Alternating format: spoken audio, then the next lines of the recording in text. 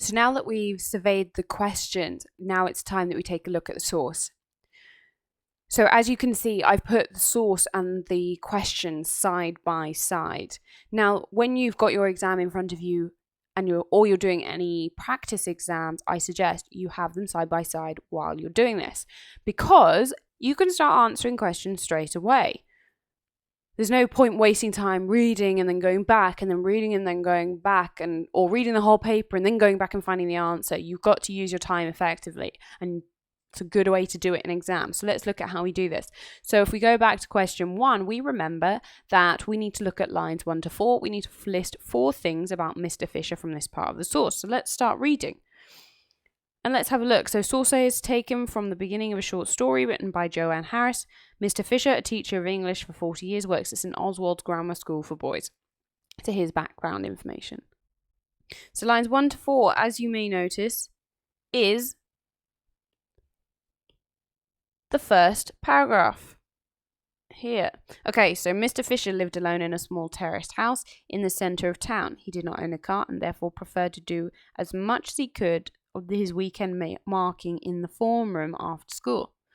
Even so, there were usually 2 or 3 stacks of books and papers to take home on the bus. So list 4 things about Mr. Fisher from this part of the source. So they're not looking for complicated information. It is literally list anything about Mr. Fisher. So you could, let's have a look. Let's get my highlighter out. Mr. Fisher, he lived alone in a small terraced house in the centre of town. So there's 3 things already. He did not own a car. That's another thing. Preferred to do as much as he could of his weekend marking in the form room. So that's 1, 2, 3, 4, 5 things. After school. Even so, there was usually 2 or 3 stacks of books and papers to take home on the bus. So we know he goes home on the bus. Quickly, you only need to write down 4, but you have 1, 2, 3, 4, 5, 6, maybe more. But that's 6 things. You don't even need to write them all down. That's question 1. Done. So there you go. You've got 6 possible answers and you just choose 4 to write them down. So let's write them down quickly. So Mr. Fisher is 4 things about Mr. Fisher. He lives alone.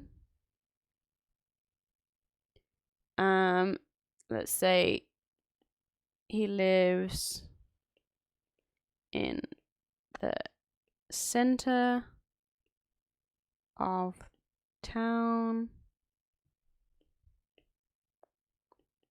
He does not own a car. He takes the bus to school. There you go. Question 1 done. Really, really quickly. And if you've heard in the other videos, I've said, think about a mark a minute. That took us literally 2 minutes. There you go. You can move on to the next question.